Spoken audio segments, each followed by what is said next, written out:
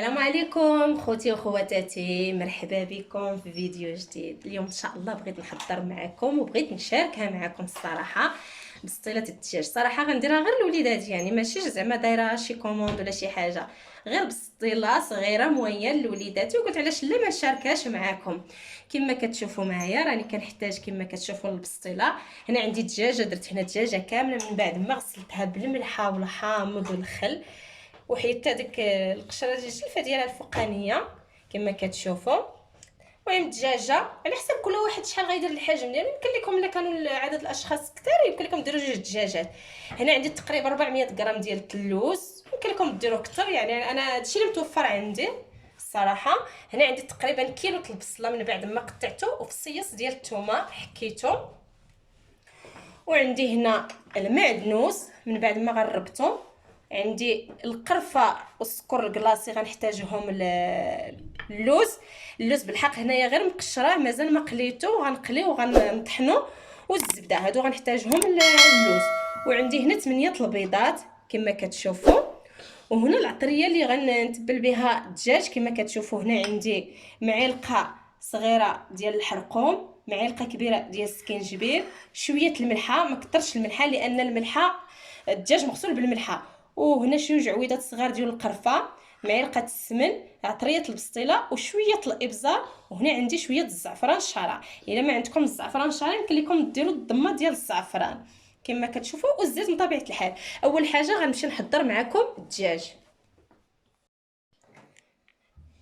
دابا غنشرمل الدجاج ما غيحتاجش شرموله، غير نتبلو لان الدجاج غيتبع على المهل مع البصله. دابا هنا كما كتشوفوا العطريه اللي ذكرت معكم، الا القرفه حتى الاخر عاد اش غنديرها.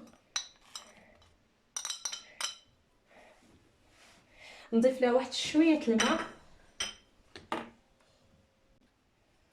دابا غنضيف واحد شويه الماء دافي مع الحل بارد.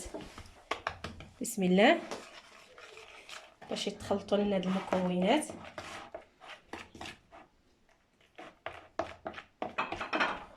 خلطهم مزيان. دابا غندير الدجاج في هاد الشرموله هادي،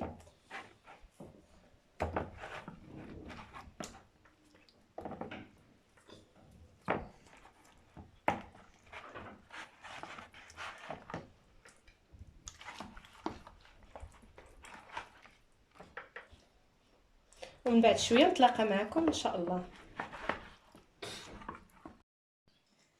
من بعد ما درت هنا شويه الزيت كما كتشوفوا، غندير البصله هي الاولى مع هاد الفصيص ديال الثومه. بسم الله.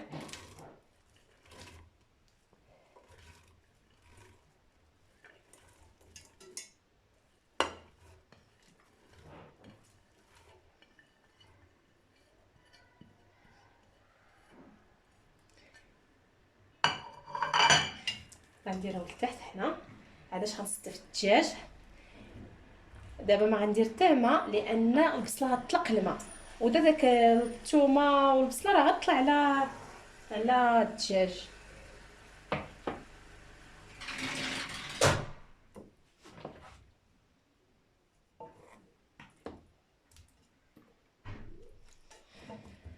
بطبيعه الحال غنزيد هاد الشرموله هادي،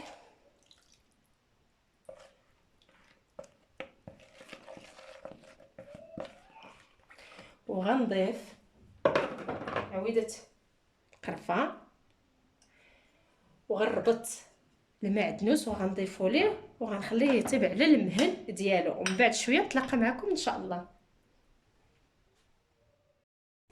من بعد ما طاب الدجاج كما كتشوفوا راني فرتته، حيدت منه العظيمات على هذا الشكل هذا. وهنا اللوز راني قليته في الزيت وطحنته كما على هذا الشكل. وراني البصله دابا خليتها تنشف كما غتشوفوا معايا. دابا هانتوما ها هي راه بدات كتنشف، نحاول نخليها حتى تنشف مزيان. غنضيف لها دابا شويه القرفه وشويه السكر، عاداش غنضيف لها البيض. دابا غنضيف السكر على حسب الكميه كل واحد. انا ما كنبغيش الحلاوه بزاف، غنديرها في واحد الكميه قليله. كاين اللي كيبغي، كاين اللي كيدير معلقه العسل، على حسب اشنو. انا دابا غندير شويه القرفه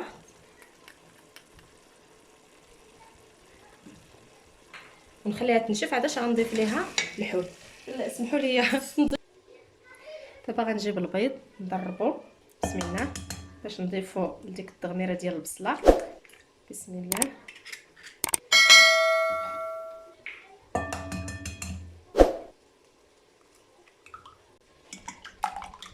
من بعد ما درت البيض دابا راني كنخلطو مزيان باش نضيفوه على التغميره ديال البصله. كما كتشوفوا دابا غنضيف البيض ونحرك.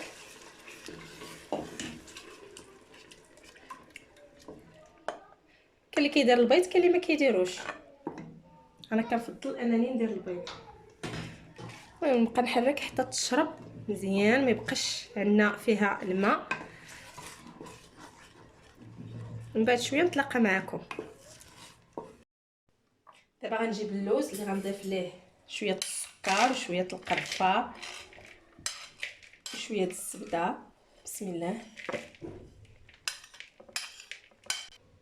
غنضيف دابا شويه القرفه. كاين اللي كيدير ما الزهر كاين اللي يدير ديك الساشيه ديال الزهر والحلاوه على حساب كل واحد.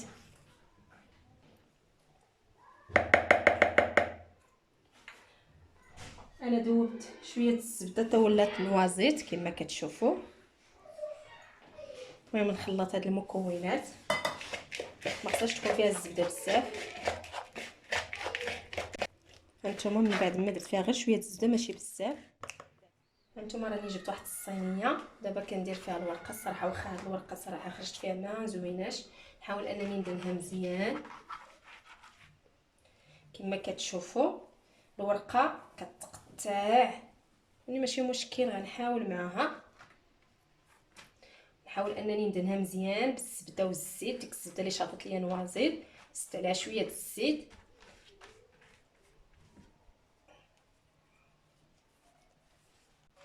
هانتوما كما كتشوفوا دابا راه صايبت الورقه. غنجيب الطبقه الاولى اللي هي الدجاج. بسم الله. انا بصيت دايرها غير موين على حساب وليداتي وقلت نشاركها معكم.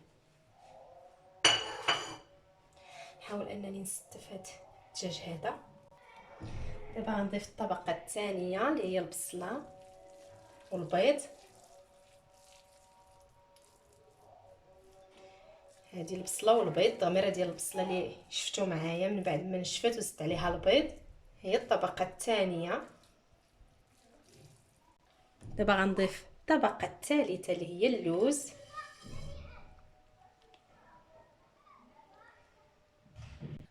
من بعد ما درت الطبقه الثالثه ديال اللوز غنبدا بالورقه الاخرانيه اللي درت في الاخر وندهن بالزبده. كما قلت لكم راه الورقه ما صدقاتش ليا هذه ما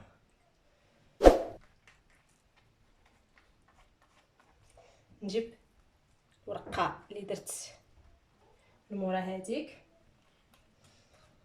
وندهنها حتى هي بالزبده والزيت.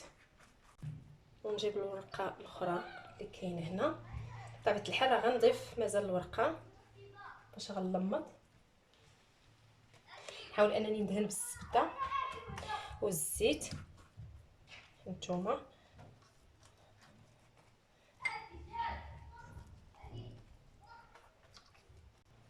دابا ضفت واحد الورقه هنا باش نلمط.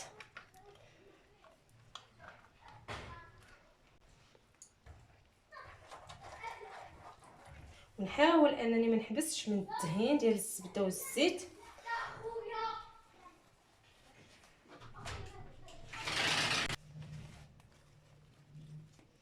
نجيب وحده اخرى هنا كما كتشوفوا وندهنها كذلك.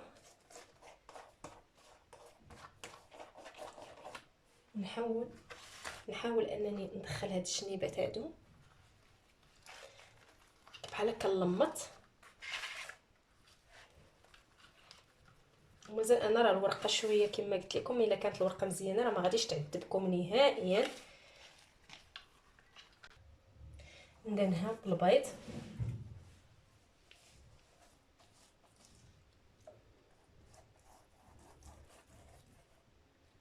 جبت واحد الورقه دابا باش نزين بها واخا الورقه كما قلت لكم كتقطع غير محاوله معاها وصافي بهذه الطريقه هذه. وهنا كما تشوفوا راه دهنتها بالبيض باش تشد لينا، داكشي علاش دهناها بالبيض. نتوما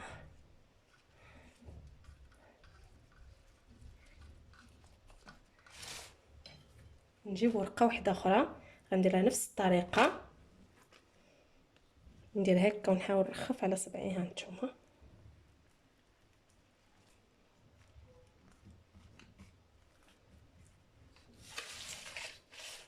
وندهن عاوتاني بالبيض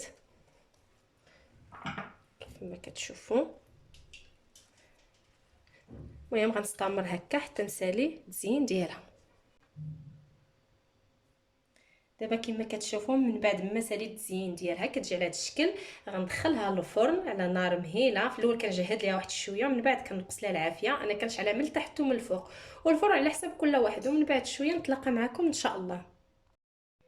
كيف ما كتشوفوا معايا هذا هو الشكل النهائي ديال البسطيله. كتجي عطيه الريحه غزاله، كتجي رائعه. نتمنى انكم غير تجربوها، ولكن تبعوا الفيديو من الاول حتى الاخر باش تصدق معكم. انا كما كتشوفوا راني زينتها بالورد وبالنوغات اللوز. كما كتشوفوا كاين اللي كيدير رقائق اللوز، كل واحد شنو متوفر. انا على هذا الشكل هذا باش زينتها هذا، ونتمنى انها تنال الاعجاب ديالكم ان شاء الله. واللي ما تابوني تابونا عندي، ونتمنى انكم تزيدوا تشجعوني وديروا لي اللايك وديروا جرس باش يوصلكم كل جديد. وشكرا على التشجيعات اللي شجعني وحتى اللي ما شجعني، شكرا بزاف بزاف. ونتلاقاو ان شاء الله في فيديو اخر ان شاء الله بحول الله.